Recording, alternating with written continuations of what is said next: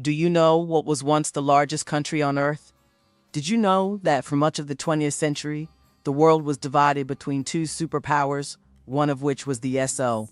The Soviet Union, officially known as the Union of Soviet Socialist Republics (USSR), was established in 1922 after the Russian Revolution of 1917.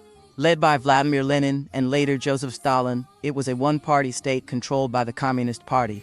The USSR rapidly industrialized, but at a great human cost, with millions suffering under forced collectivization and political purges.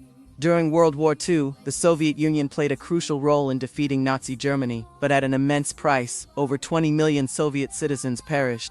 After the war, the USSR and the United States entered a period known as the Cold War, competing for global influence, engaging in an arms race, and even a space race. The launch of Sputnik in 1957 marked the beginning of the space age.